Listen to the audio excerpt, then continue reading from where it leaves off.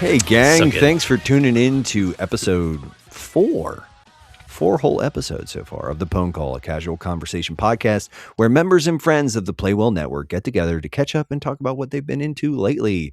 Rabbit trails may or may not be included. I'm Nate. That's Josh. Say hi, Josh. Wave Hi. to the camera. Hi. That's Wes.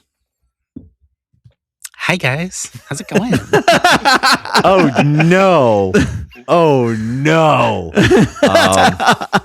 So happy to be here right now. It's so great. You stop it. Stop it right now, or I'm going to turn this podcast around. That's Paul. Hi, how's it You're going? back. The unofficial official third chair. The official unofficial third chair. I don't know how the but yeah. And for his second appearance, it's Mr. Mark Erickson. Oh, hi, Hey. Mark. Oh, hey.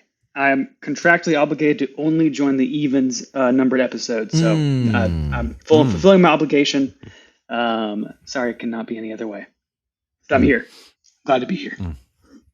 I'm wondering where this contract exists. That's like Porcho says that he's HR, and I'm like, I have no recollection of these things. But We just try to keep you out of some of this business stuff. It's really kind of but you don't need to worry about it. Don't worry about it. Terms conditions apply. You check the box. It's all in there. Sick. Yeah. I like that. So, hey, I don't have to think. I'm all about that. But, guys, it's been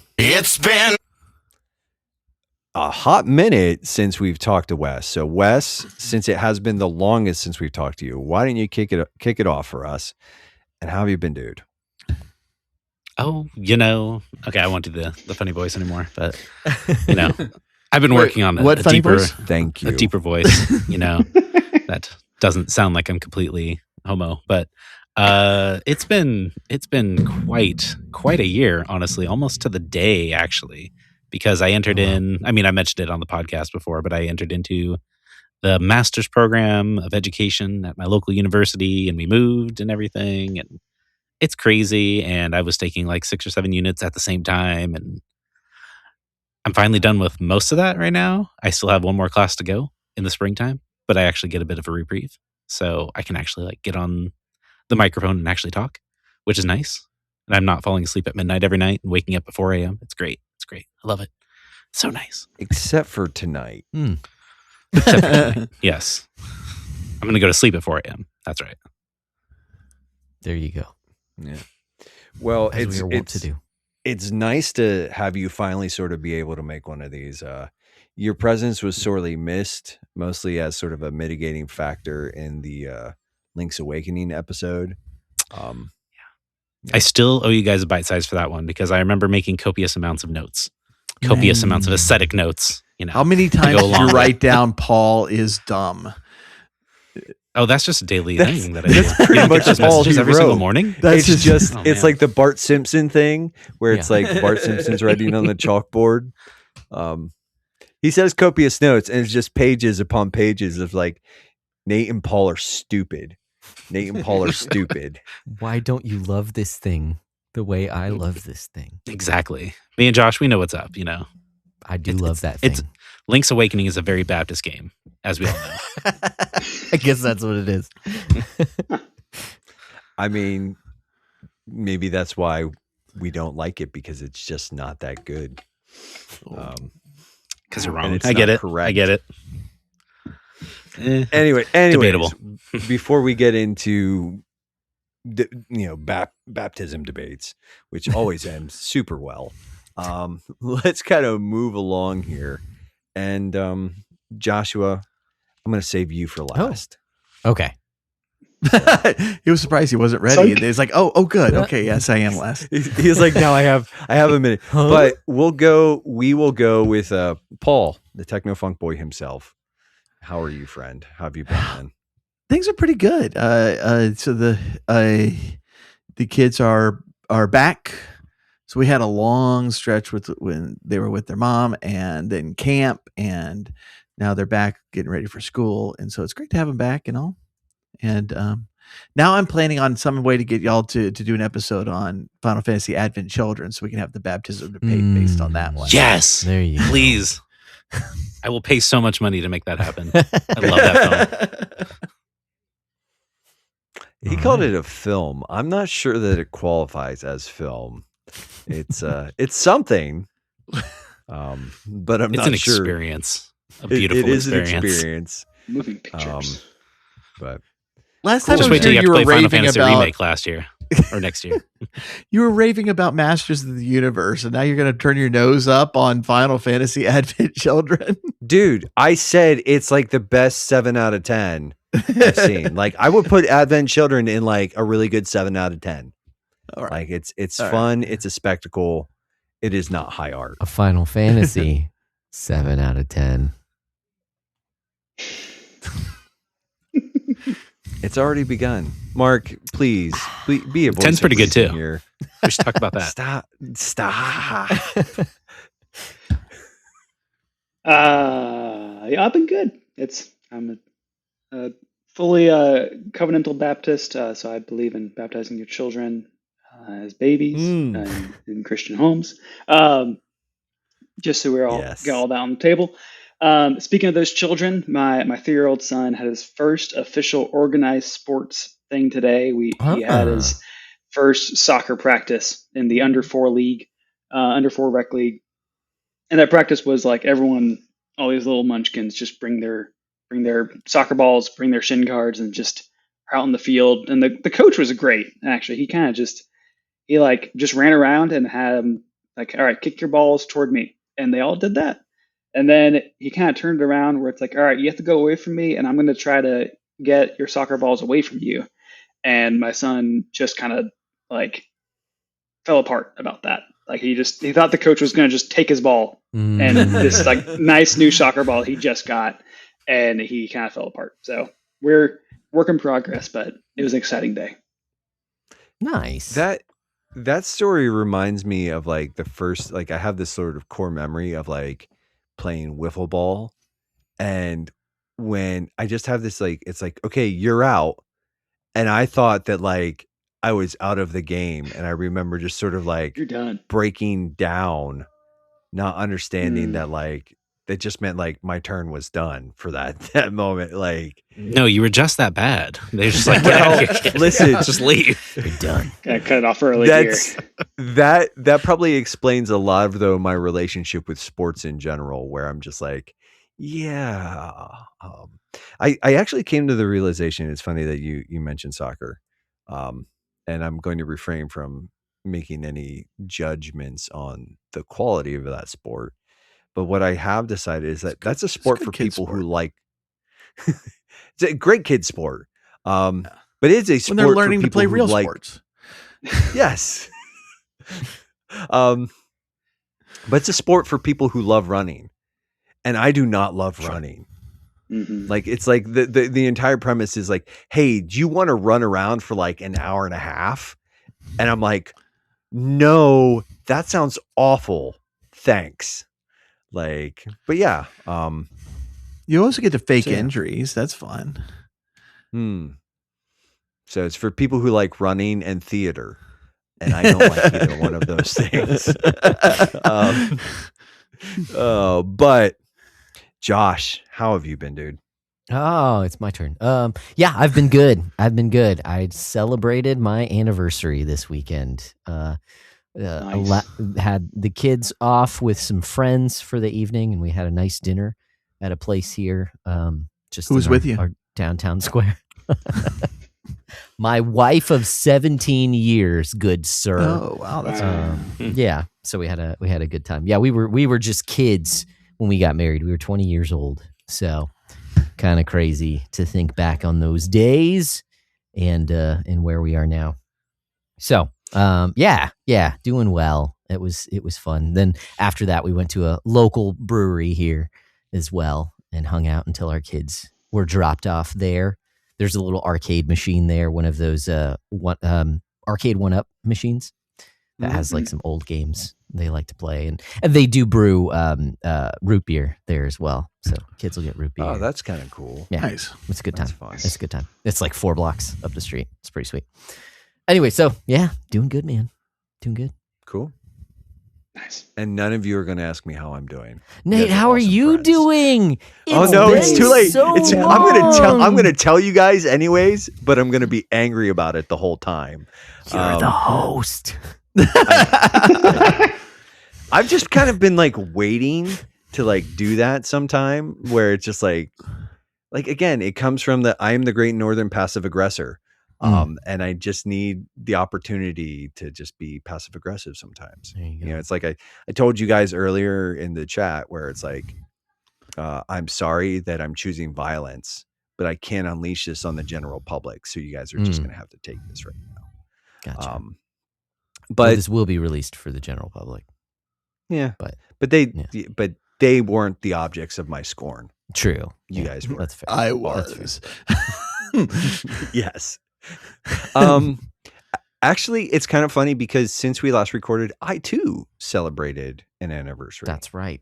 That's so, right. Yeah, Megan and I have Congratulations. been married 13 years, and Nice. we on our actual anniversary, we kind of put the boy to bed, and then we played It Takes Two together for an Nice. hour or two, and then kind of just Apropos. yeah. Is that they're calling it these days? Oh, Wesley. That's pretty good. That's pretty good. Wesley. To go That along was with the pretty previous good. conversation that Josh started. No, that's not That's for pretty that. That's if you want to know what Wesley is referring to, then have we got a deal for you? You can hear all about that in the Patreon preamble stuff. For money. But for you freeloaders, you'll just be We will talk wondering. that way for money.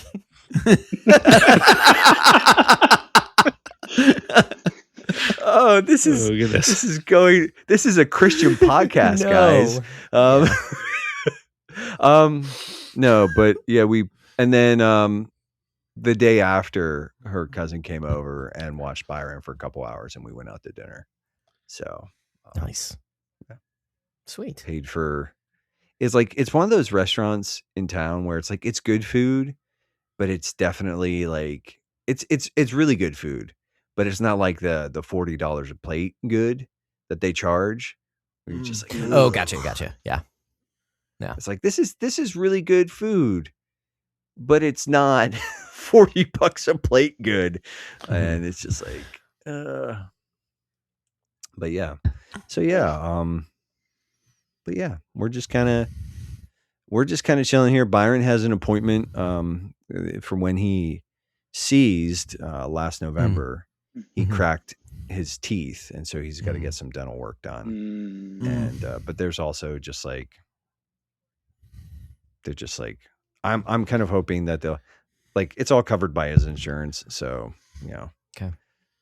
But I'm kind of hoping that he'll get like little baby crowns, but they might just have to pull him because he did some damage on him. Like he almost like cracked his one front tooth like almost in half, and that has really weakened that tooth a good bit. And then he had some. Anyways, I'm not going to get into talking about my son's dental stuff. So it's just like it's a bummer. You're just like oh, I feel like a terrible parent. And it's like, but you can't, yeah. Anyways, Yeah, moving it on happens. though. But There you go. we were sort of getting into it, but I do think it's just time to officially share some experiences.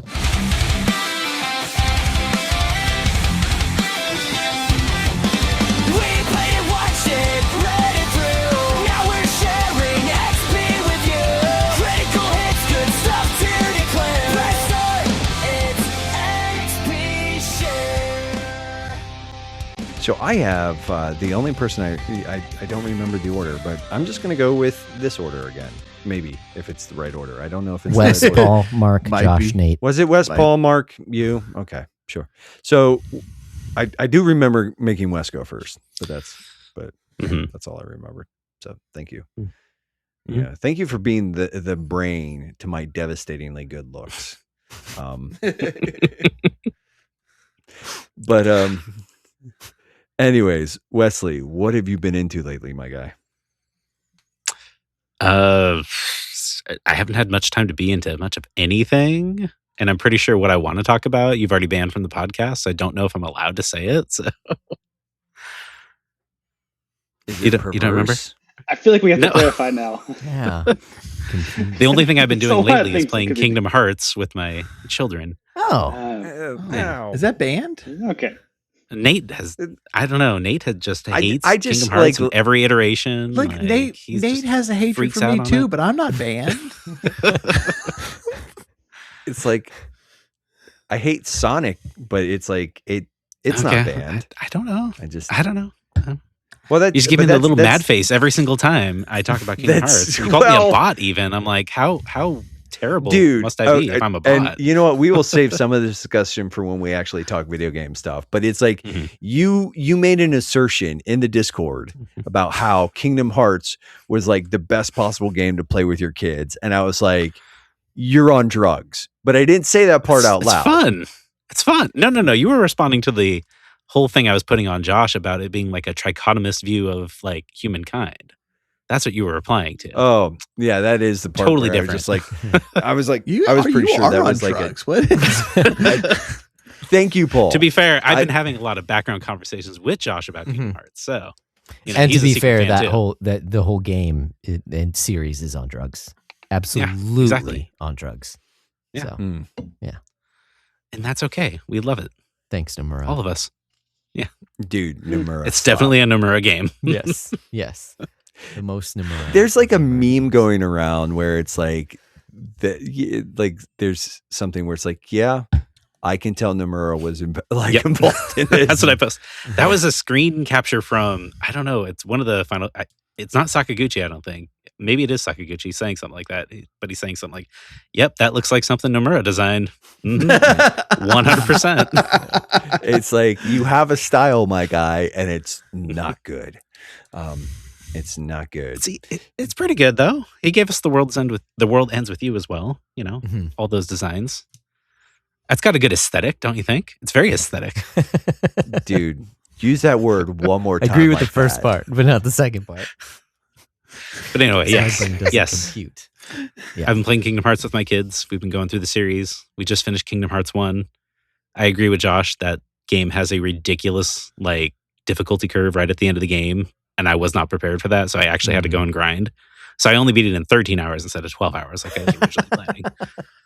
Wait, so, I'm kind of astonished by the fact that this is Josh has legitimate, I didn't know that you had played Kingdom Hearts, Josh. I've played the first one. Yes. Mm-hmm. I had every intention to play other ones after that. But then I had also heard if the first one doesn't grab, I've heard that the second is much better than the first. But if the first doesn't grab you, the second delves into the parts of the story that I was not a fan of. I enjoyed running around in different Disney worlds. It was all the other stuff. And I mean, Final Fantasy stuff is fun too. But on the low end of the totem pole is the story stuff and the weird backroom people in hoods and stuff. And the series goes absolute bonkers with that stuff. So, I didn't It's so realize. much fun. It's so much fun. Come on. It's just dumb fun. It's trying to take itself seriously. Well, you know what? Yeah, it's like a 15-year-old emo. That's kid, what it is. Know? Yes. Trying to take himself seriously. Yes. I'm going to I get it. I'm going to try and put this back on the non-video game related media stuff. But you have a take on something that I like a lot, that Paul likes a lot. And I would love to hear you defend your position on why He-Man Masters of the Universe is about. Apparently you hate that movie. No. I did not say I hated the movie. I was just disappointed by it because I did not say I'm going to contest that. Hate. Paul's like, I have a rant. Josh saw it too. I bring up the quote. I will tell you exactly what I said. I remember you saying that it had Marvel humor and you were just over it. Yes. That was the big thing. And so you were annoyed by it and very disappointed by the movie. Yeah. You also I said was I think hyping- the creators hated the cartoon. No, I don't think I Okay. said that. No. Pretty sure not. No. Paul's What I said furiously was- scanning that chat I'm looking now. too. I will give you $10 if I said anything like that. That not even close to what I was saying. No, what I didn't like was the fact that I'd been hyping this movie up for months. I've been showing my kids the cartoon. You know, my 5-year-old, Oh. semi-autistic son who doesn't really talk a lot. He was really like digging into He-Man because he kind of looks like a little He-Man, honestly. So he was like really into it. Nice. And so I took him to the film. And then it's all these jokes, man. Come on. I thought we were done with these jokes like forever ago, from like 10 years ago. Like it felt like Guardians of the Galaxy 1, which I did not like either. I did not like Guardians of the Galaxy 1 at all. I was not expecting actually those think the types humor of jokes. was kind of on point. Like I think the humor actually felt appropriate. Like I get where, like, and I did like Guardians of the Galaxy Volume 1, Mhm. but it's like I didn't like the fact that they took that and they put it across everything. But it's like actually like He-Man's humor and the weirdness and the quirkiness felt like actually appropriate. We're like it was like, no, this kind of like fits just the general vibes of the movie. Like I get not being a fan of that type the silliness of was fine. The silliness was fine. We were okay with that, not being like taken seriously. You know, it was comedic, but it was like a lot of those jokes I felt were like really over the line. And it's like they were trying to market it to kids. They have all these like toys coming out for Gotcha. kids for the movie, but it's like half of the jokes were like super, super sexually charged. And I kept, I'm like, oh no, my 5 and 9-year-old are going to start repeating these things. Yeah. No. I hate to tell you though, Wes, those toys aren't meant for kids, bud. I bought the toys for the kids. I'm just saying those says 8 and toys up. are they are heavily banking on the and up. I think Someone that's post way too much in our chat. I'm gonna believe You can't even That would be find Paul. it. That's awesome. It is okay. I just- Yeah, it is rated PG-13. Yeah, why are the toys in the kids aisle then? Come on. Right. Yeah. Put it in the And- adult aisle in Target, you know? and- They and got the- all those Okay. Yeah. things. The original cartoon. was dude, for Pokemon kids. cards are Huh. Pokemon cards are Huh. in the kids aisles, but adults go there all the time. Like psychos. and When exactly, yeah. I would have a rant against them too. when Independence Day came out, and I watched it in the theater like 6 times because it's Independence Day and it's a masterpiece. But I remember going to Toys R Us. Y'all kids might not remember this store because it closed. But I remember going to Toys R Us still and have they one here.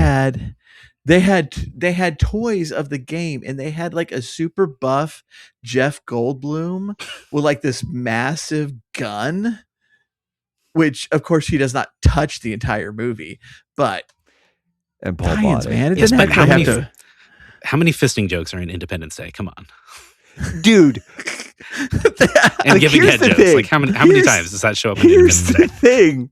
Or That's in Men going to in go Black or anything like completely that. over Come on. kids' head. Yeah, Just like my kids good did not jo- inquire about that at all. But I laughed like a maniac at those I did jokes. too. So Wes, what you could do is you could show them Masters of the Universe from 1987 because that one's only rated PG. So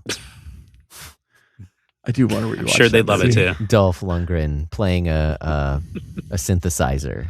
You know. I just thought they were done with that humor, you know? Everything in all the Marvel No, they're movies was not moving done. away from it. Come on. I do agree. Like I'm sick of that humor, but in this, I just felt like it fit better than in the Marvel movies. Just because it was such a love letter to like 80s fantasy while poking fun at it at the same time. Yeah. I was only alive I mean- in '89, so I don't know. I don't know how So- it was back then. You So missed- you you're- missed, Sounds like the Wild so West, honestly. good. Your opinion doesn't matter then. This council does not give you Does it the ever right matter? Jedi Master. Does it ever matter in these conversations? Told I him to mean- talk about this. Mostly so I could just bag on him. Yeah. For I'm having still a bad year. Good scrolling. dad, I'm you in know. July still. What Dude, the okay. Search heck? up Paul. He-Man, dude. Paul, I did, just it didn't get me all. just When- yeah, it's like when did Paul's it like come out? he's like it's like when you find it, you can post the receipts and we will hold Wes to account. But Yeah. until then, What have I you literally been say into right lately? here, yeah, He-Man Okay. is a big note for me. It's not a subversion per se, but they carrot dingled sincerity and good advertising to then proceed to tell stupid joke after stupid joke. They never stopped, and lampshading the franchise with the, oh, that just happened, and oh, what a goofy name. Who would call them that kind of humor? That's what I said. It was like watching the Guardians of the Galaxy films again, but not as cynical. But I had just gotten to the point where I despise those 3 films and the untold amount of harm they've done to the industry. I can't stand the jokes anymore. I can't stand the lampooning. Sincerity is dead. Boom. That's what I said. But Yeah, sounds like I you mean, hated dude, it. like, Absolutely. Hated Like, it. I'm not even a He-Man fan, but I'd be pissed if I expected something done sincerely and in good faith and got thrown into this sludge with only Gosh, a that's few such good redeeming writing, man. qualities. Who wrote that? Oh man. Okay, I guess I did hate it. But I did not say hate it. he just implied it. It was the That was pretty implication. heavily implied. I would be like, I guess that's the thing is like, I watched it and I had no desire. Like, it was like the sort of the sincerity thing. Like, I'm like, dude, I expected, I think it threaded the cornball. Like, it was like epic, like, and kind of like crazy with like cool music, cool vibes. But then it was also kind of dorky, which is pretty much like, and I was like, nope, this is like actually exactly how I feel about He-Man as somebody who grew up playing with He-Man, who had like Castle Grayskull, like, and I was just like, nope, yeah, this is like, I love this. Like, it turned me into a 10-year-old again. So Yeah. So It also tripped me out. And I did send this, I think, to Joshua West, but when I found out that the guy who played He-Man was also the guy in Sheep Detectives playing the reporter, just blew my mind. Hugh Jackman? Did you say Hugh Jackman? Hugh Jackman is in everything. He's so hot right now. he's moved on, onwards and upwards. But anyways, so Paul, what have you been into lately, dude? I would mention very briefly. I'm not going to mention like the anime I'm watching with the kids. If you want to talk about that, hit me up in the Weeb channel, which is the only channel you're allowed to discuss that in.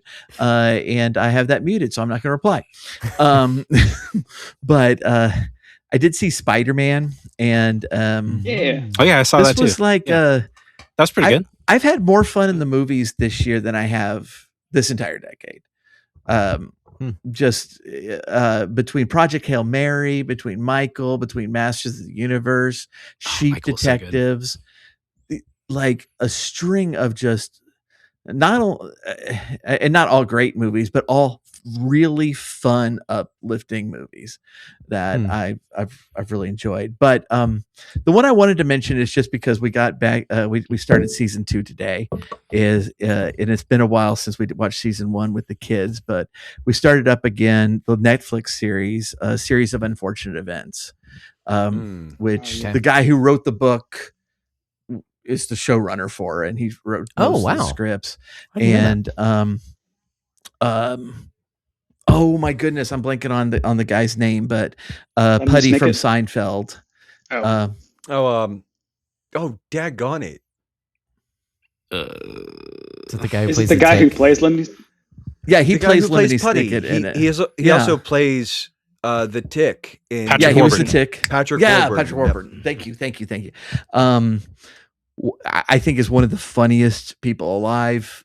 He plays Lemony Snicket in his dry way and narrates all the episodes, and it's a really cool family friendly way to introduce dark humor that I really haven't seen in many other places. And since it varies from the books quite a bit, but it is the creator of the books running the show, and so he's doing it in very, very appropriate ways, and we've just enjoyed the snot out of it. It's been really entertaining. Would you say that it's sincere? It's just, it better be. It's aesthetic, it's There you go. I'm screaming on the inside. I just want you all to know this. And I sent y'all the terribly dark joke that just like my entire family just wasn't expecting and erupted in laughter and felt a little bad about it, but it was hysterical.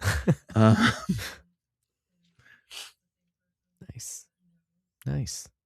Lemony Snicket. We watched that show a little while ago. I did really enjoy it. I feel like I read the books as a kid and never finished them, but really did enjoy the show. Yeah. I also have like a key nostalgic memory for the Series of Unfortunate Events tie-in game for the Jim Carrey movie.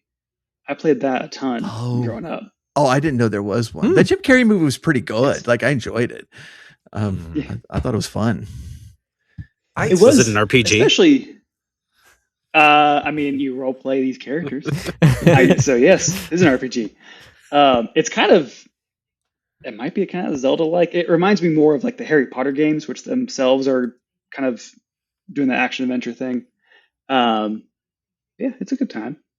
I need to find that again. See if there's a way to play it again. This is random, but this is actually going to be a podcast soon. We've been playing this D&D game live on Twitch called Tanaris, and one of the very not the first quest, but one of the first quests is these missing orphans. And when the dungeon master read the names, it's the 3 names of the characters from a series of unfortunate events. And my wife Amy and I just started laughing hysterically at this, and everybody else was just staring at us. Like we had to explain. It's like this is reference to these books, and I but it's remember fun. It's all done. They did all the books. Like it's 3 seasons. They finished the series out. And it's wow. We're late in getting into it. It's several years old now. I can't remember people's names. Klaus was the kid or the boy. Oh no, I'm trying to think of who plays the villain. It's Dookie Howser, and I can't remember Neil Patrick Harris. Neil Patrick Harris, yeah. He's excellent. Who also who does like Jim Carrey does like the living rubber man kind of thing, and I feel like he's just like his volume is always like turned up to 11 in that stuff, like as the Grinch, like, and he's great in that stuff. But I think like Neil Patrick Harris is like, it's a little more subtle, and it's like kind of, so like, it reminds me of Dr. like his performance as Dr. Evil or Dr. Horrible. Yeah. Where it's and I agree with that. Like he does a perfect Olaf, and I think I love Jim Carrey. I am a fan of Jim Carrey's work. But I think he's a better Olaf because he does have that subtlety too. He's over the top, but he's also there's a lot of underlying humor that you have to really watch him to catch. Well, Jim Carrey is like at an 11 the whole time, whereas like and Neil Patrick Harris can kind of like weave in and out, where it's like he knows how to like turn on like the zany, and is like the zany doesn't serve anything here, and so he kind of like downplays it a little bit. Yes, Josh, it's more sincere. I didn't want to interrupt you. So. Good aesthetic. No, you just, but he has a sincere aesthetic. Mark, again, and we just got the name of the episode. Just, can you be a voice of reason here for me, my friend? I have no idea what this is referencing. I apologize.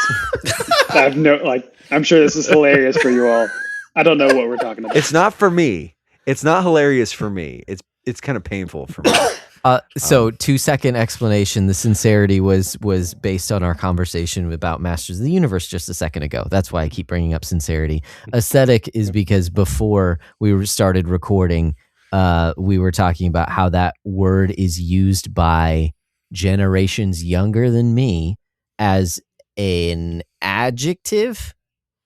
No, like they'll say something is so aesthetic. Oh, yeah, that something and it's is just like, aesthetic, not just a noun. Yeah, right. And whereas I've always known Yeah. it as a noun. You did. And that doesn't, so it's very odd to me of like, okay, but what aesthetic, like this is very art style. Like, Wait, what? Like, okay. So, anyways, Crazy okay, kids. that's the Got explanation. it. Thank you. For the title of the episode now. So, Mark, what you been into? Yeah. I watched that new Spider-Man movie. I liked it a lot. I did too. So it was. Me too. Yeah. Wes, did you like it too, or did you just watch? Oh yeah, that was a great one. Yeah, I thought it was great. It was very sincere. Very sincere. It was very sincere. It was like even realizing Spider-Man movies are all like his emotions are at the center of it, and it's like that's not anything new. This one was like more maturely emotional, Yes. in a way, and I feel like they do a really good job of showing it and not just telling it. They do tell it too, but like the whole first like 10 minutes of the movie is him just doing Spider-Man things and like kicking butt and being cool Spider-Man, and he just like looks like he's having the worst time of his life because he is. Mm-hmm. And they don't really like, you just get all that through this great montage. And even like Tom Holland himself just feels like he grew up, and I don't know how I think he had like a second puberty. Yeah. But it's just Kinda really like Josh. impressive. Yeah. Well, we're hoping for Josh. No one's gonna understand that. Wow. And where was that? Let me get back to my notes here. And all of these, like the Tom Holland movies, have so much centered around like the connections with his friends, and they've taken that away in this movie, and it feels significant.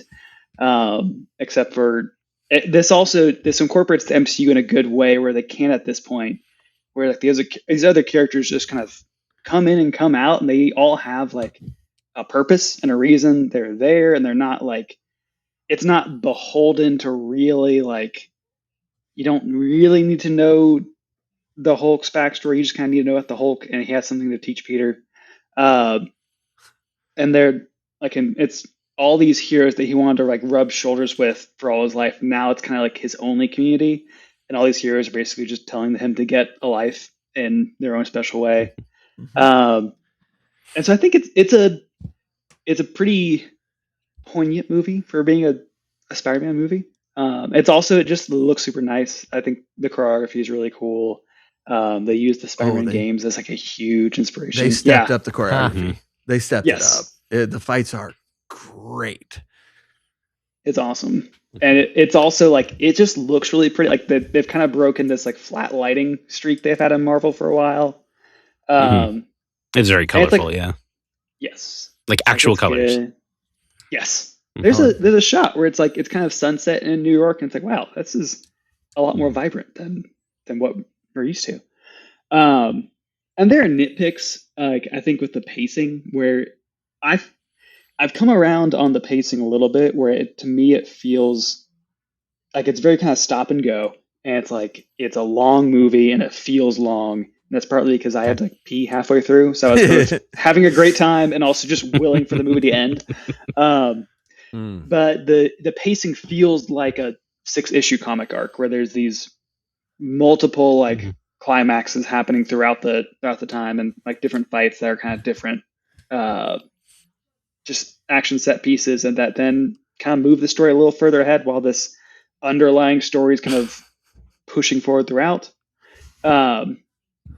And yeah, I think the culmination of that's really, really impactful. And so it's nice where I feel like I loved Marvel movies, kind of even the bad ones. And then kind of once you hit Eternals, that was like, oh no, this is like, Eternals was the first time I was like, I'm ready for this movie to end.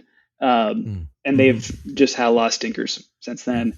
This is kind of the first few, like, since like Thunderbolt, Fantastic Four, and now Spider-Man feel like a good base hits to get on. And it's like, so this feels like they've gotten a double, like after 2 single hits, and it's exciting to see. And it's yet another Marvel movie about human connection, which is kind of their core theme right now. Yeah, I really recommend it. It's pretty good. It's good. I saw a meme that was, somebody coming out of the theater and going, this Punisher character is hilarious. I heard there's a TV show about him. I bet he's even funnier. Oh no. Oh man. Oh, See, that I would echo a lot of what you said, Mark. I would just say one thing that I wish they would have done was had a movie in between the end of, was it No Way Home and this one? Brand new Like day. a movie in between to help you maybe, like I'm not a big fan of, Spider-Man's friends in this movie, but the reunion with them would have been a little bit more impactful if we had a little bit more stretch of time or something happening outside of his friend group, so that he could have grown a little bit on his own and then come back. He's not going to make a movie without Zendaya, though. I mean, we all wish he would, but he's not going to. I did love Ned in this movie. I actually thought this was Zendaya's best performance ever. That is not saying much. That just means she had 3 facial expressions instead of 1. But she did have 3 distinct ones, and I'm proud And they were of her. very sincere facial expressions. That's good. But no, just to echo you, it's like I thought this was Tom Holland's best Spider-Man performance. Definitely, and he has stepped up his game. I think after the last movie where he's competing with one really well loved Spider-Man and then one Spider-Man who had something to prove and proved it in the last movie. I think he decided that, it's like, no, this is my role. I'm taking it. And I was really impressed with his performance throughout. Nice. Oh yeah, I agree. If I can also just sneak in one other one too. We watched Project Hail Mary on Amazon Prime the other night. And that's a really good movie. That's excellent. I really enjoyed that. So go watch that too. That's been my movie of the year so far. Nice. I was just thoroughly happy with that one. Yes. Yeah. Big fan. It's just like inherently funny. There was like a bunch of shots and just line deliveries that were just humorous at all times. Yeah. So also another movie about connection. Yeah. It was funny. Yeah. It was charming. It was just filled with hope and drive. And it was, just extremely well done film. Yes. Yeah. So 2 movies back to back. I liked them a lot. Nice. That's it for me. Cool. Like, yeah, hearing you guys talk about the new Spider-Man though, definitely, like, because I've been like, I think I might want to see this in theaters. I don't know. Like I think I've seen all the other Tom Holland Spider-Man movies in theaters, and I'm just like, There are some really good action set pieces in this one that would be way better on the movie theater screen. Yeah. So maybe like that might be just one of those things where I find an evening to like kind of like, sneak out of the house, or we get a sitter or something. So yeah. But Josh, nice. What do you bring to the table tonight? Okay. So all of the things that I'm bringing to the table start with the letter O, which is just funny. It wasn't intentional. Oh, that's really cool. But I will just go through it really quickly because I don't want to spend a ton of time on it. Offensive Christianity by J. Chase Davis is a book that I listened through. I thoroughly enjoyed it. I do think that the title is more provocative than it needs to be. I actually did not find the book very offensive. And then at certain points I was thinking, offensive as opposed to defensive, not offensive as in like, it's going to offend you kind of a deal. But then towards the end, it did make it sound like, no, like basically the place that our culture is in. Yes, this seems offensive. Like God's law seems offensive. Living according to God's ways is offensive. Okay. Anyways, I really enjoyed the book. Sure, there were 1 or 2 things that I'm like, I wouldn't go that far, but in general, I thought it was really good. Offensive Christianity. Another thing, I haven't mentioned it. It's funny. We've talked about this chat group multiple times in this conversation, but I have not mentioned to Wes and Paul that my wife and I have been rewatching The Orville lately. And nice. So that's another thing. Nice. It is a very good show, and it's funny because watching a lot of Star Trek and now coming back to the Orville, starting the Orville, I'm like, oh, there's some things about it that on this rewatch feels a little jarring. The way that people talk to each other and the way that like command works and how people in lower positions of authority talk down to like the captain of the ship sometimes, which I'm very much not used to with Star Trek because it's just kind of jokey, which like took a little bit of getting used to. However, we just started the 3rd season. There's only 3 seasons of the show. And I had a conversation with my wife about this. She really likes the 1st season the most, and it is heavily weighted more towards the jokiness. Whereas we just started the 3rd season, we're 2 episodes in, and it is at this point, it's just Star Trek. Like the 3rd season is like there have really not been very many jokes. I think actually probably at least maybe the 3rd season, I just don't recall. It might have some more jokes. I think I liked the balance of the 2nd season the most because you get moral dilemmas and things like that, but you also get a good amount of comedy. Whereas like so far, the first 2 episodes of the 3rd season are like straight. They're playing it very straight. There is not, and there are moments of levity, but it is not as comedic as the first 2 seasons were. So you see like that gradual change, but it is funny just rewatching it since I've watched a lot more Star Trek because 3rd season is like just Trek, which is really cool. 3rd thing that starts with an O is this movie. Hey, we're opening up the Weeb channel for a second here. It's called Okko's Inn. Don't make me tap the sign. Okay. Well, yes, you're going to have to. This looked like, I mean, I don't know if you guys can actually see this out there. Oh, it just looks like a cutesy little anime. Literally, my youngest daughter was looking at the movies at our library. She wanted to get Sailor Moon. I was like, okay, whatever. What? And then my other daughter, and like if it's English dub, then okay, there's not going to be any. There's 3 O's in Sailor Moon. Come on. Nice, that was quick. But my other daughter came in and took a look at some other ones and showed her this one. She was like, "Oh yeah, we'll watch that one instead." And so we sat down, had a family movie night, and watched Okko's Inn. I was very surprised because it is a family movie. It is a kid's movie. It's about this little girl who goes to her grandma's inn. It's a traditional Japanese inn. She goes off to, she's from the city. She goes to spend time with her grandparents, which why? That's if you watch the movie, you find out why. Learning to be a traditional like Japanese innkeeper. Okay, it's just a cute little movie.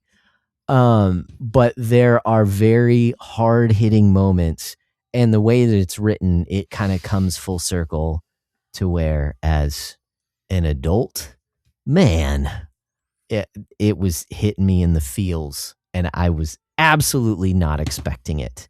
So I do recommend it.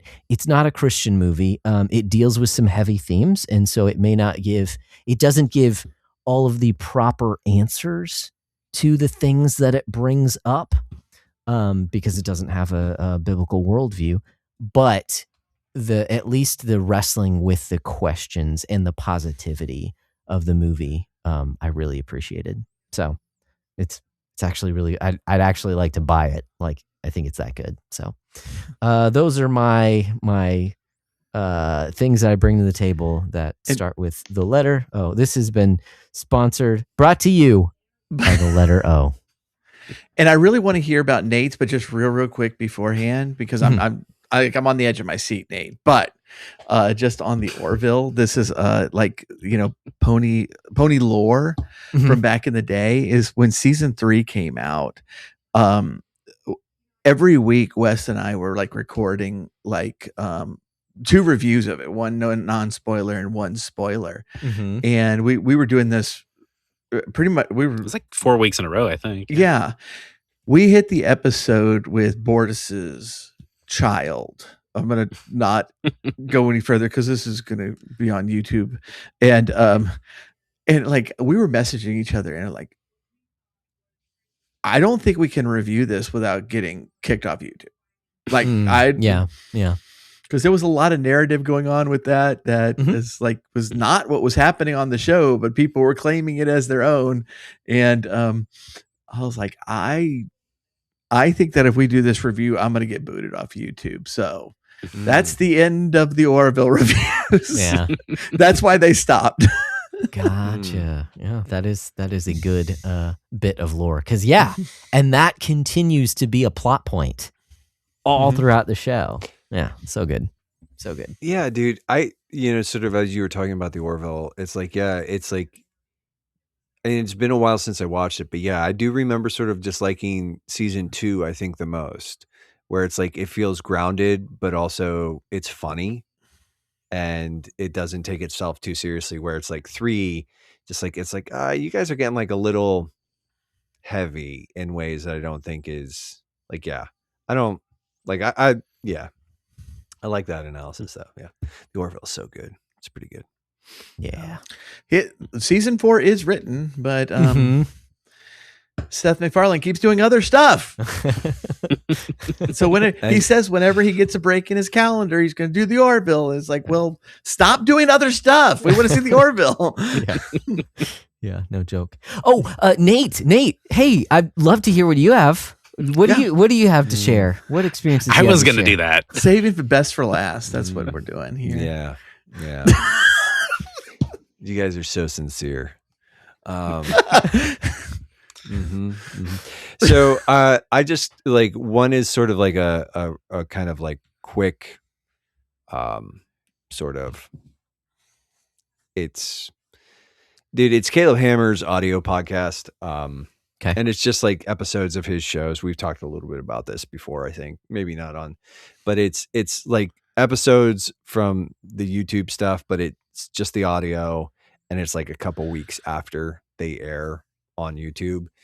And it's like, it's one of those things where it's like, it's kind of like a guilty pleasure. And it's like, I kind of feel the way about Caleb's content, the way that I do about like Jerry Springer or Dr. Phil, where I'm like, this feels very exploitative, and it's like a bit of a social train wreck, and I can't really look away, but I can only listen to it in short bursts, because like Caleb crashes out on these people like every 15 minutes, and I have to stop and like process, laugh a lot, have like an internal dialogue. Like it's like if I'm sitting across from this person, I don't know if I'm going to be saying exactly what Caleb is, but yeah.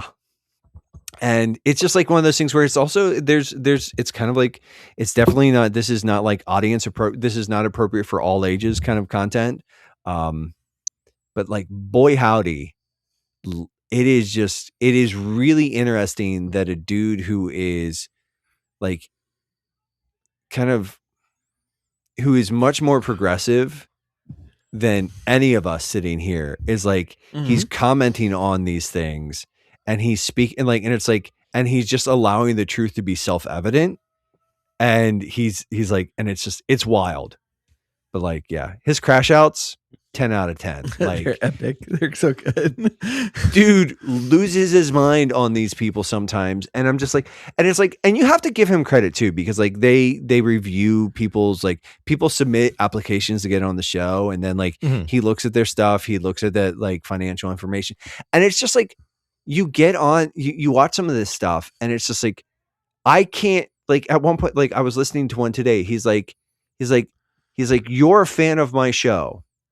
He's like, I don't know how you thought you were going to come in here and not just get like annihilated. And the individuals, like, it was just like one of those things where, yeah, it was really, it's hard to recommend, because it's like, yeah, it's not appropriate for all ages. But boy, if you like the occasional, like, just like crash outs, he's really good at it. So, I still can't watch anything beyond the clips that Paul and Josh sent me. Like, it clips are hurts so enough. bad to listen to that. The I clips can't are make it through like a single episode. legitimately the clips are enough. Like if I could just get you like get the point. clips from the like if they could just do like a podcast feed where they do like 5-10 minute clips of him just crashing out on people, like that would be enough for me. Like I just intersperse a few of those throughout my day, like give me something to laugh about, sort of like more in the state of current society. But the thing that I'm actually really kind of interested in lately is I just started up Haikyu. It's on. I'm watching it on Haiku. Netflix. There's like That's 3 or only 4 three seasons. lines. You should be done by now.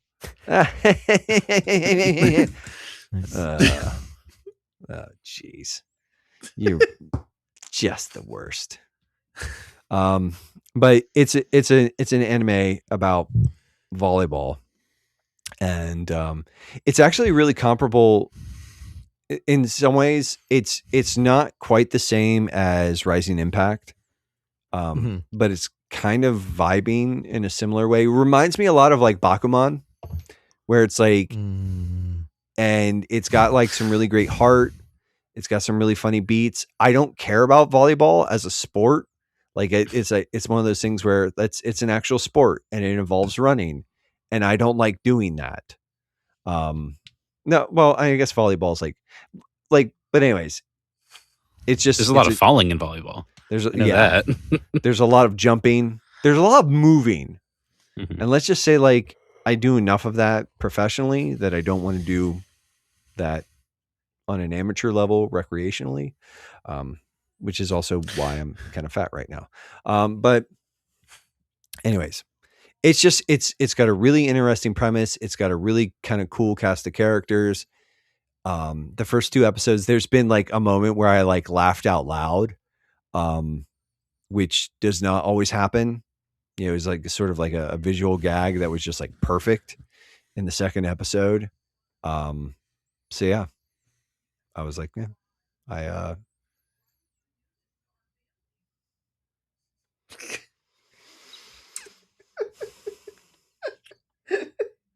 read it.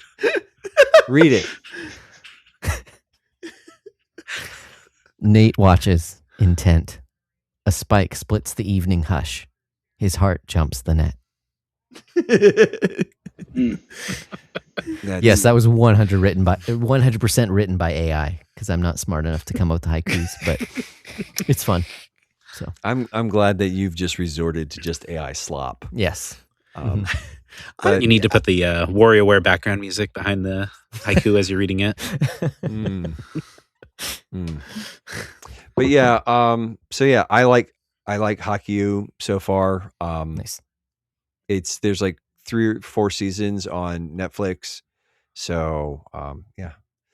But as far like we are all video game enjoyers, and so like let's take a well, except for Paul apparently, or I don't even know where I'm going anymore. Like I'm so distraught by like this process. Y'all, it's time to land the plane. We're gonna. I mean, really, like I just want to I just want to like kill this thing, take it out back and put it down. But 4 episodes is pretty good. That's enough. that's enough of a run. We're good. Don't need to do this anymore. Yeah, just spike. But let's talk about some of what we've been playing lately. So, Wes, what have you been playing? Well, you told us Kingdom Hearts. I didn't even get to finish what I was saying because I got interrupted by Masters of the Universe stuff. Well, finish this your whole thoughts time. about Kingdom Hearts. It's pretty good. Kids like it. It's great. They like seeing Winnie the Pooh with these anime like characters. They freaked out when they saw Cloud for the first time in the game. They thought that was great because they were watching me playing Final Fantasy VII Rebirth when that came out. So like, I know that guy. It's so cool. Yeah. He's like super emo. Have you shown them the Sephiroth fight yet? Oh no, because I'm not good enough to do that. I've never been able to beat Sephiroth. It's so hard. It's insane. I barely beat the game this time around. Like I don't even know how I did this when I was 12 years old. Well, you were 12. When you brought it up earlier, I was going to tell you that ages ago I played the first game and I liked it. Okay. And I But saw the game's Paul, on sale. It's many years it's a ago. 3D game. You know, it's Yeah, a 3D game. I used to was not have in motion my sickness. 20s, and I could handle those much better back then. Okay. And I was like, oh, well, they're on, they're on sale. Like I should get. I think the kids would like these, and so I got the first one, and then I don't know what 1.5 is or whatever, and 2 or whatever, blah blah blah. Anyways, the kids were bored just out of their minds in the first segment, and so I still have the next 2 games still wrapped in cellophane, and I haven't even opened them. But I mean, it starts out slow, yeah, but they do one redeeming thing. Actually, I just noticed this when I started Kingdom Hearts 2. They actually refer to Titus as Titus because they make reference to Final Fantasy X characters, and they say it out loud as Titus. Wow! So that's they canon. canonize that pronunciation. Canon, yeah. I should great. plug in my PS2 and let them play it again, because I'm at this point desperate to get them off Minecraft. It's driving me crazy. That stupid Just game. skip to Kingdom Hearts 2, and then they'll get to play the Tron world, and they'll love it. Dude, It's you great. need to just like do like the old school gamer dad thing and just be like, you are not allowed to play anything else until you beat Kingdom Hearts. I gave And I you gave a can challenge tell to my me, son. you can tell me what the hearts are. I gave a challenge to my son this summer, because he goes back. He would play some Mario 3, and then he'd play some Mario 1, and then he'd jump to Mario RPG, and then he'd keep going back. And I was like, dude, you're going to finish a game this summer. You need to beat a game. Like, this is an experience you need to have instead of playing freaking Minecraft all the time. And then like several weeks later, he was working on Mario for a while. And then several weeks later, I walked in, I was like, he's on Minecraft. I'm like, dude, summer's almost over. Like, when are you going to beat a game? He's like, oh, I beat Mario 3. Like, no mention of this to me. Fine, play the stupid Minecraft. We'll break that stupid game. Well, it's not as good as Mario World, so when he plays Mario World, that's when he'll actually tell you about it. It's true. He has played it. He chose Mario 3. Because he's a young man with exquisite taste. So, other than Kingdom Hearts, though, basically no other games. Other than playing like adulting real life the game. Yeah, pretty much. Yeah. Okay. That's it. I have my Iron Thor, the AYN Thor thingy. That thing's pretty fun. I started up Sick. for the Frog the Bell Tolls. As soon as you guys mentioned it on the previous Pwn call, I think you guys mentioned it then. I was like, oh, I want to play that again. So I started that back up. That's really fun. I like that one. That's pretty much it. I have no other games. Well, Cool.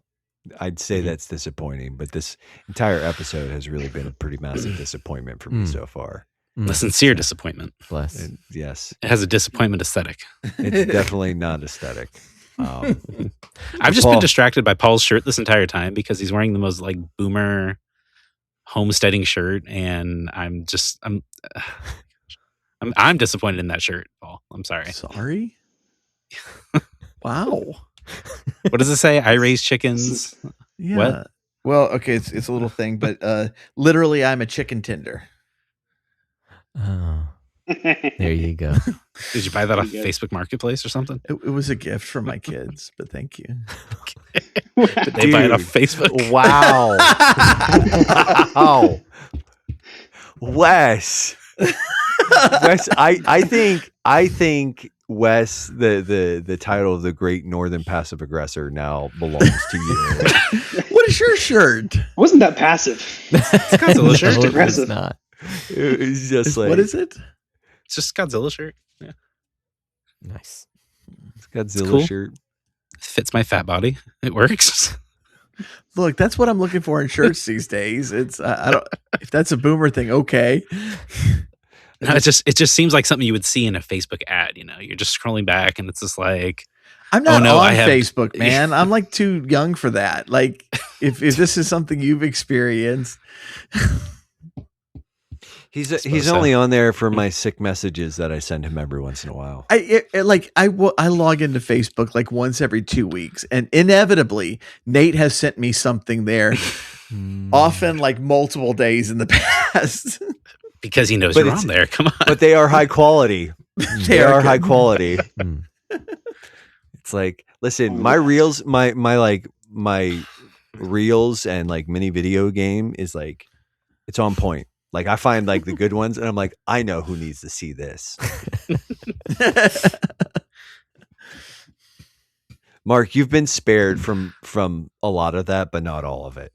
I think I have sent. I think I have an unread message from you. There's a time where my wife deactivated her Facebook. She was like, I don't want to be on Facebook anymore. I'm done. And then she logged into mine, and now uses my Facebook more than I do. So that's where we're at. Gosh, Nate hasn't sent me a Facebook message since April 27th. That's so sad. I don't get the reacts.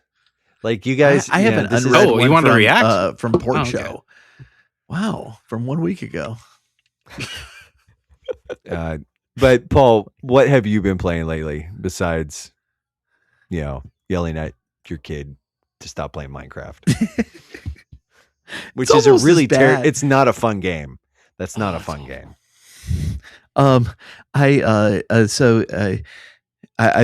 I think I mentioned before I've been playing. I played a lot of Fields of Mystria in early access, and it hit 1.0 this week, which I don't think really changes the beginning of the game very much, but it adds a lot of the end game stuff. So, like marriage and kids and the into the mine quest and all. And so, got that plugged back in, and at it, it's very much Stardew Valley and Animal Crossing inspired.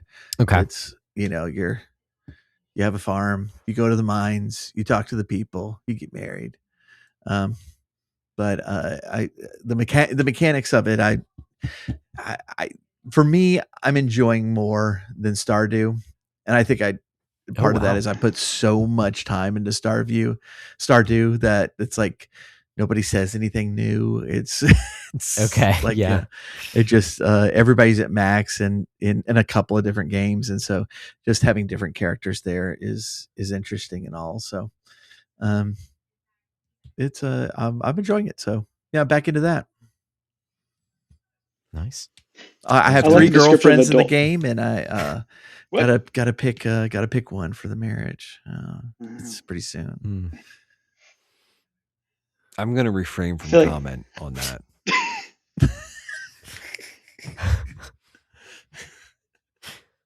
I'm just I'm just reminded of all of our conversations about like Persona, and none of them are teachers. But what are they then? It's the principle of it, my guy. Like there's just something here where it's just like, can't really put my finger on it. But nah, that's I love that journey for you. So, Mark, what have you been playing, man? Oh man, I started up Metroid Prime 4 Beyond. Oh, borrowed it from a friend of the show, Parker Deal, at least friend of my show. I think he's a friend of this show too. He's a friend of this show too, I'm guessing. And yeah, I'm like 3 hours in. I'm doing a Josh Broccolo. I have a now a stationary bike, and I'm playing while exercising. Nice. And so mostly Metroid Prime 4 has been my stationary bike game. It is. I haven't played a Metroid Prime game in a long time. I keep meaning to get Metroid Prime Remastered, but I haven't. So it's been a long time. And this game like got really hated on, I guess, early on. I think for a lot of people, it was just not what they wanted out of a Metroid Prime game. Mm-hmm. I feel like all my friends who played it, any of y'all played it yet? Or no? Okay. I played Super Metroid. Is it like that? It's very similar in that it has the same name of the series. Is that the one with the girl? Yes. Okay. Well, good to know. Yeah. Yes. Not the boy Metroid, the girl Metroid. And yeah, all of my friends liked it. like they all thought, like I think they would give it kind of 8s out of 10s or 4 out of 5s. Okay. And that's kind of where it's feeling, where it's like it is in a sense. There's such high expectations on Metroid and Metroid Prime, particularly in this series, that like they made a good video game, but it's kind of just feels like it's kind of like all the other 8 out of 10 video games out there, which is like for Metroid Prime feels really disappointing. So you're saying it's like the Breath of the Wild for the Metroid series, where it's like it's a pretty good game, but it's not really what people want out of a Legend of Zelda game. That is bait, and I will not respond to it. Does Metroid Prime have a hook shot? Is what he's asking. It does have a grapple beam, so that's fair. a hook shot. That's a hook shot. He's got a fair point. As I was saying, so what you're saying is Metroid Prime 4 is better than Breath of the Wild. In your own rubric, that's not my rubric. So it is a lot more linear than the other Metroid Primes. Like even I'm like searching around for all these nooks and crannies, and like, oh, there's just nothing here. Like it just I can walk down the path, and part of that should be like I should be free, that I don't have to like look in all these different places. Like there's nothing there, just keep walking forward. But it started to like untether my brain from the Metroidvania check every pathway possible. Even though there is no other pathway. That's also, I'm really early on, so I don't know if there's more of like an interconnecting parts to it. But it's also, from what I've played, there is like, it's pretty clever and kind of its world crafting, even it's like linearity. And the vibes are still, it's still Metroid Prime. Like if it's like, it still feels very much like it's cool. You're in space. It's a mysterious planet. You got arm cannon. It's also really pretty. It's a really good looking game. Nice. I'm playing on Switch too. It's nice. So I'm curious about where it goes. Sweet. And that's basically it. It's kind of all I've been doing. That's cool. I mean, what other Prime games have you played? Have you played all the others? Yes. Okay. I think. I don't know if I ever beat 3. I borrowed the trilogy on Wii. Yep. And I had a summer, but in like between years of college, where I played those 3 games almost exclusively, and while playing, almost exclusively listened to the Alt J's first album. I forget what the album title is. Maybe it's self-titled. Okay. I don't know why I chose that one, but it just was. And yeah, so it's been a long time since I've played Prime 1. Sure. And I played through Prime 2. I don't remember if I ever actually beat Prime 3. Okay. Cool. So, well, you played Other M, right? I've actually, I did not develop taste when I played Other M, and I thought it was fine. And I have not gone back to it since 2010, whatever it is. So it's okay. It's an acquired I played aesthetic. Super Metroid. Also a pretty good game.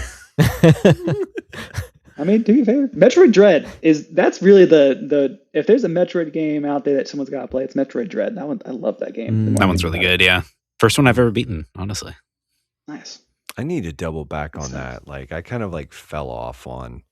I liked the premise, but it was like on the third, maybe like the third, like those hunter robots or whatever.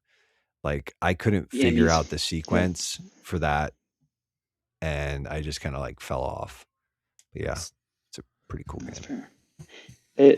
Samus's movement is super fluid for a Metroid game. It feels really nice. It's nice.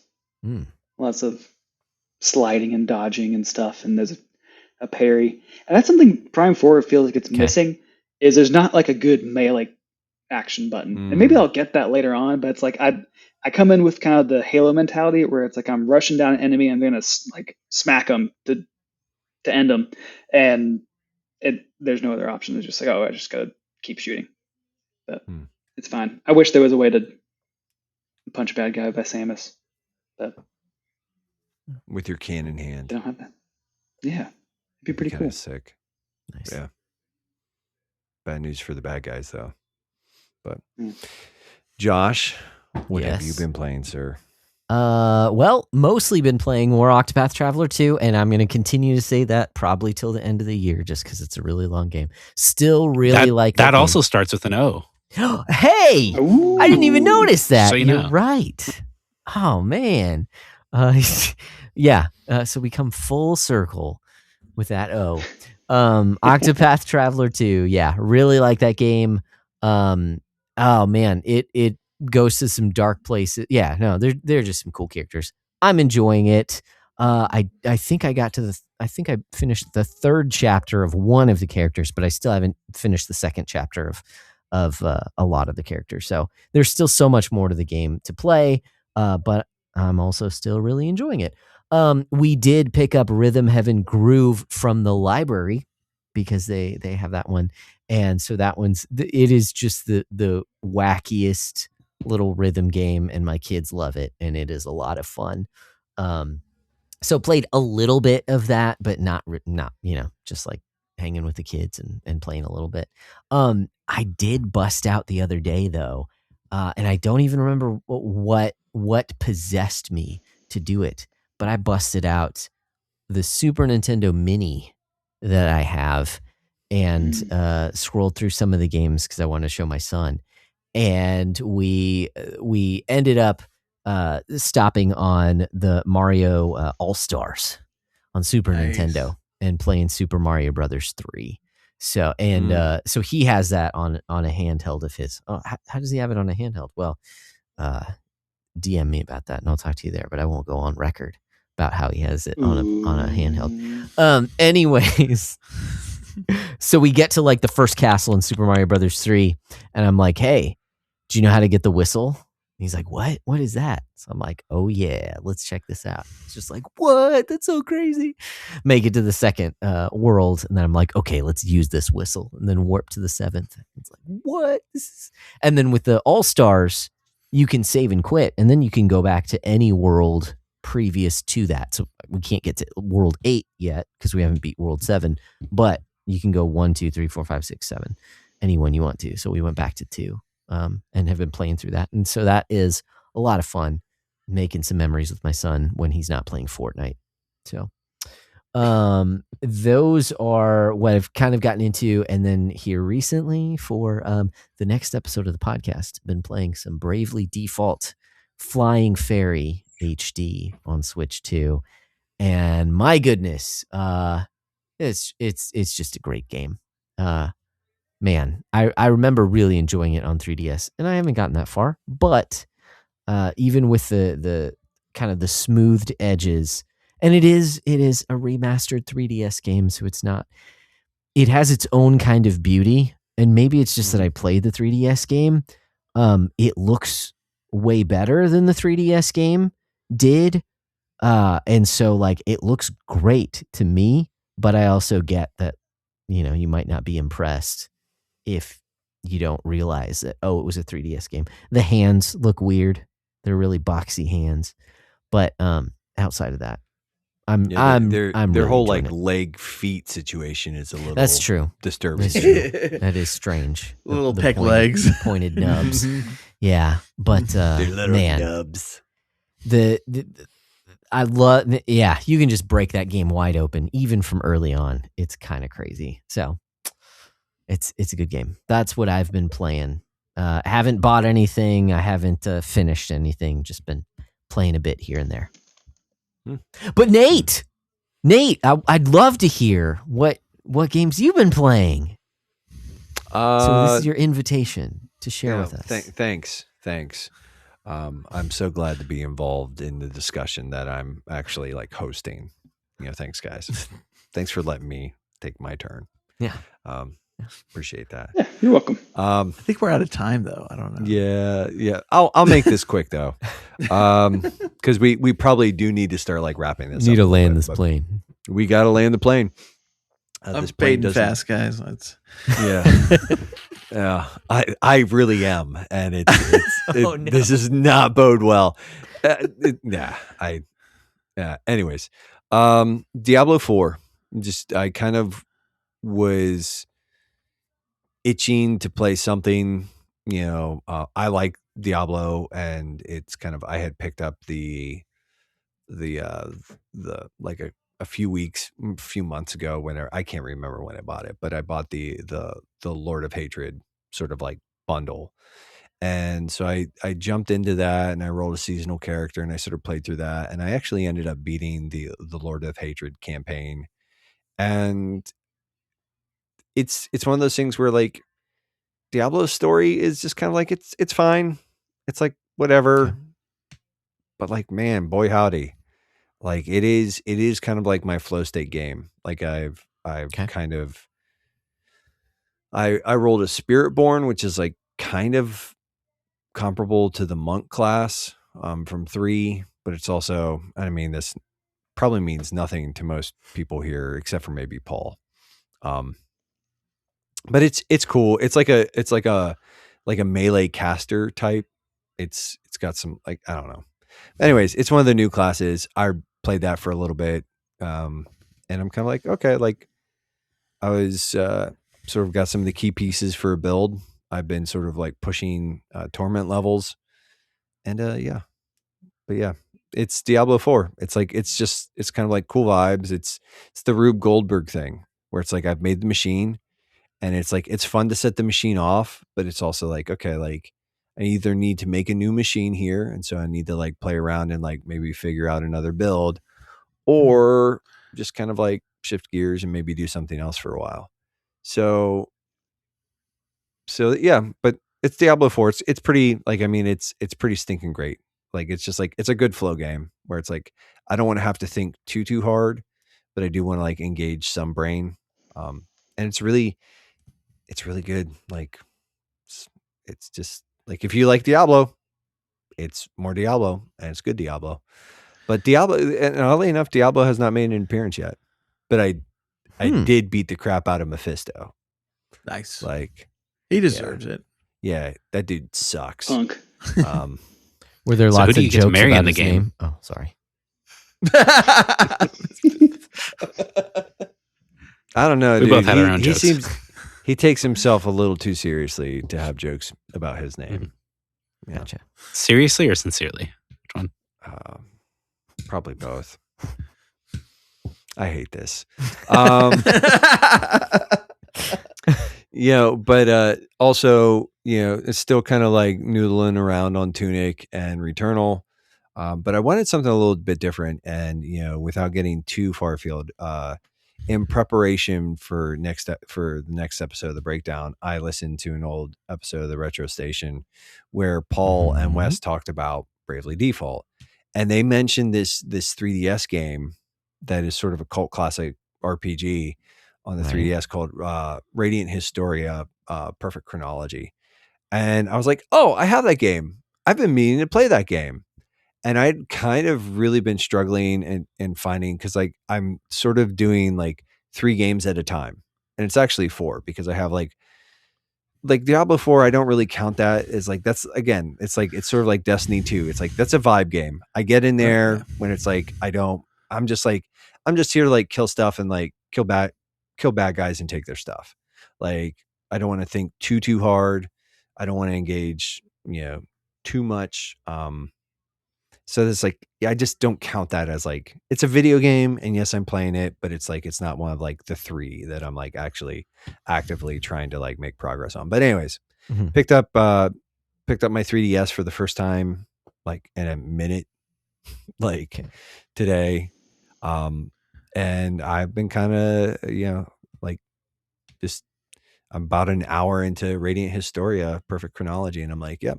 Okay. Like, I think that scratches the itch. Like, it's like I said, I kind of been looking for that third game for that like trifecta. And I was like, I didn't want, because Tunic and Returnal are both on PlayStation. And I was like, okay, I don't want to be like, I want to sort of get out of that, that walled garden for a little bit. So I'm like, yeah. So yeah, hanging out on my 3DS. Nice. Right here. And playing a little bit of Radiant Historia, Perfect Chronology. So it's been pretty cool, but yeah, I wouldn't mind going back to that. When I played it, I thought it was probably the best game I had played in 10 years, and I still think it's the best game I've played in 10 years.